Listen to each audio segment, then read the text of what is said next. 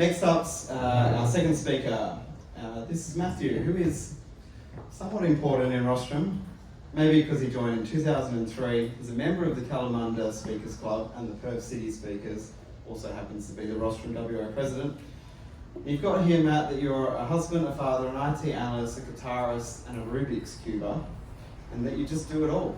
So let's see how you go with a speech. Speaking on WA royalty, please welcome Mathew Lane.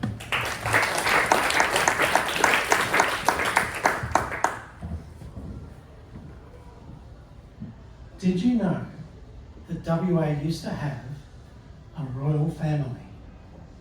Well, I'm here to enlighten you with this fact.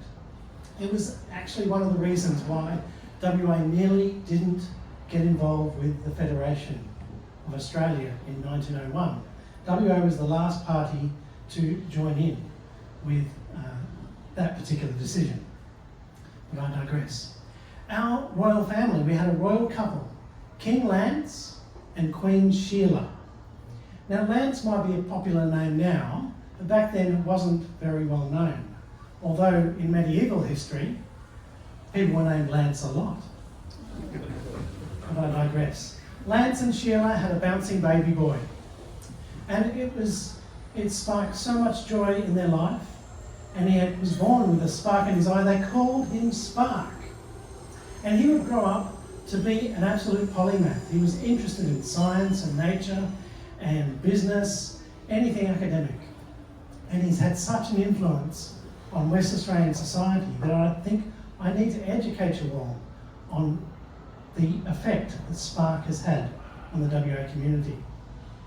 In the early days of his career, he showed an interest in electricity back when electricity was only just being introduced in WA homes. And so he got together some like-minded, interested individuals to form a company to go and install electricity in people's homes so they could have lights and other appliances. And this is why, to this day, we call electricians Sparkies. They're named after Spark. Nobody's ever known that before. He also had an interest in metallurgy, and with a friend of his from Norway, Lars, they developed a technique to get long pieces of metal. They would infuse them with iron filings, like as a combustible source. They would use a oxidizing agent upon them, and then you could light the end of them and you'd have your own personal fireworks. Now, they named this invention after the two inventors, Spark Lars. Of course, the name has been corrupted over the time, and we know them now as sparklers, but they have sparked joy in little children when they see their birthday cake come out in a darkened lounge room and are celebrating their birthday. He also had an interest in viticulture. He toured around the southwest of WA, and in the early days of wine grape growing in Margaret River, he teamed up with an immigrant family in Margaret River growing white wine grapes. These were the Ling family, they were from China, and they were having a hard time finding a buyer for their white wine. It just wasn't selling. But Spark had the spark of an idea. He thought of including or infusing it with carbon dioxide. And again, they named this invention after these two characters. They called it sparkling wine. Now, like champagne, this should be a protected term. This should only be focused on the WA wine growing area, like champagne is in the Champagne area of France. But it's not, it's been forgotten to history. It's important that we remember. Now, Spark had a great interest in the nature all around WA.